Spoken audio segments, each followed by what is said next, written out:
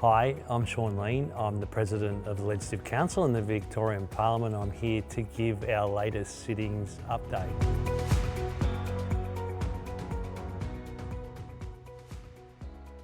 There was 4 pieces of legislation debated in the Legislative Council during this sitting. There was 2 children, youth, family amendment bills, 2 separate bills.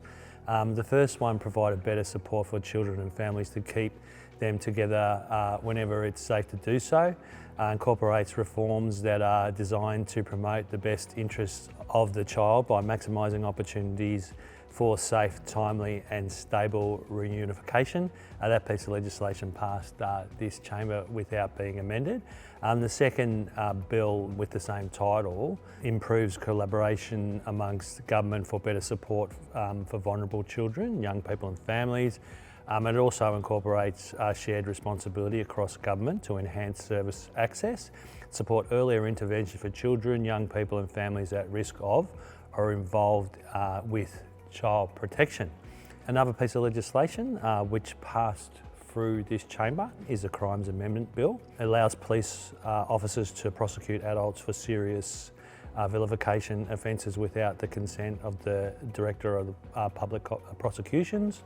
Prosecution for a serious vilification offence may only be commenced by the Director of Public Prosecutions or a police officer, and removes the requirement for the Director of Public Prosecutions to explicitly consider all the social, cultural and historical factors when deciding whether to commence a prosecution.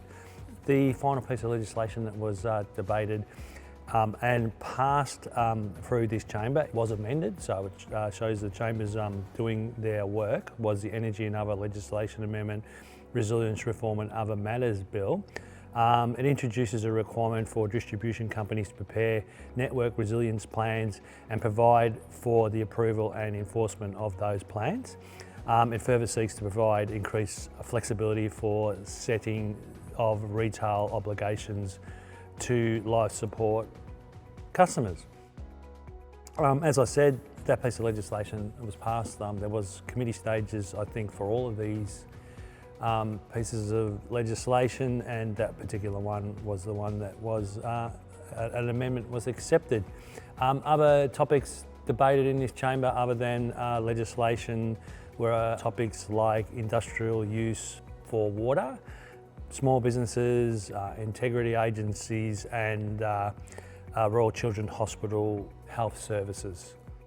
Outside the chamber, in the halls and in the meeting rooms and function rooms in the Parliament, very busy again, like it always is during a Parliament week and other weeks for that matter.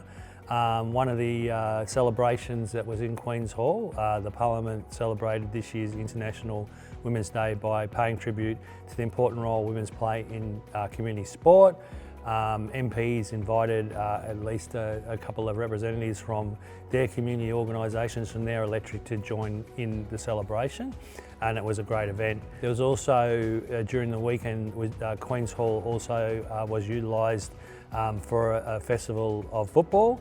There was a showcase from Football Victoria, that's obviously soccer a type of football, but that was a great display. And many MPs and their staff got to interact with Football Victoria and some of the A-League clubs around their aspirations. Next sitting week, legislation that came from the Assembly that may be debated in this chamber is the Education and Training Reform Amendment, the Electoral Amendment Bill and the National Gas Victoria Amendment Bill. So I'll let you know how they travelled through this chamber and other events that happen during the next sitting week once it's over.